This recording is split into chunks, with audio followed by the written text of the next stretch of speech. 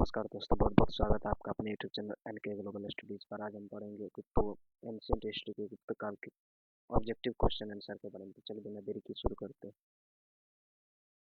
गुप्त वंश का संस्थापक कौन था? तो गुप्त वंश का संस्थापक आपका श्रीगुप्त था। ऑप्शन नंबर सी आपका बिल्कुल सही जवाब हो जाएगा। गुप्त वंश का संस्थापक श्रीगुप्त था। ऑप्शन नंबर सी आपका बिल्कुल सही जवाब। अगला सवाल, गुप्त किसके सामंत थे? तो गुप्त जो है वह कुषाणों के साथ सामंत थे। ऑप्शन नंबर बी आपका बिल्कुल सही जवाब। अगला सवाल, गुप्त वंश के किस शासक ने सर्वप्रथम महाधिराज की उपाधि धारण की?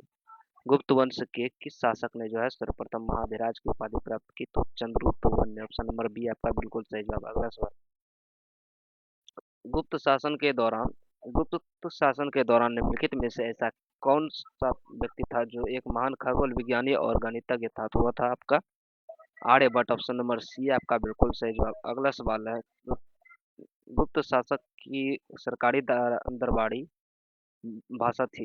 गुप्त शासक की सरकारी या दरबारी भाषा क्या थी? तो गुप्त शासक की सरकारी या दरबारी भाषा संस्कृत थी। ऑप्शन नंबर डी आपका बिल्कुल सही जवाब। अगला सवाल, इतिहासकार बी ए स्मिथ ने किसकी विजय से प्रभावित होकर उसे भारत और का नेपोलियन कहा? तो समुद्रगुप्त ऑप्शन नंबर आप डी आपका बिल्कुल सही जवाब। अगला सवाल, गुप्त वंश का वह राजा कौन था जिसने हुनों को भारत पर आक्रमण करने से रोका? तो वह था आपका स्कंदगुप्त। ऑप्शन नंबर सी आपका बिल्कुल सही जवाब।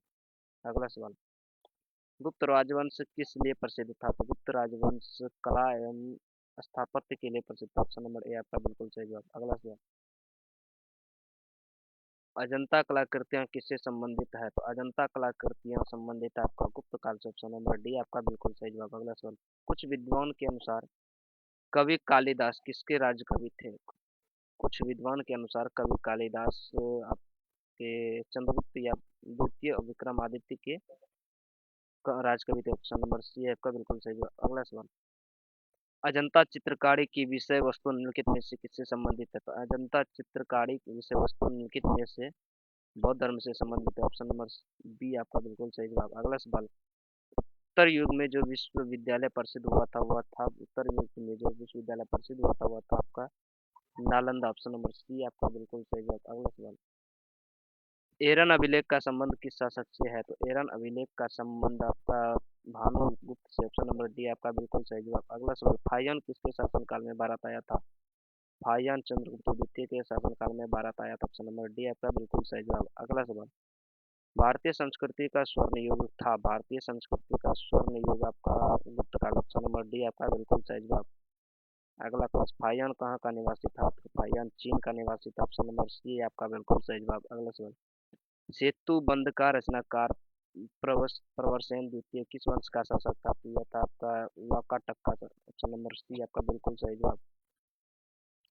किस गुप्तकालीन शासक को कविराज कहा गया? तो किस गुप्तकालीन शासक को जो है कविराज कहा गया? तो वो कहा गया था समुद्रगुप्त को। ऑप्शन नंबर सी आपका बिल्कुल सही जवाब हो जाएगा।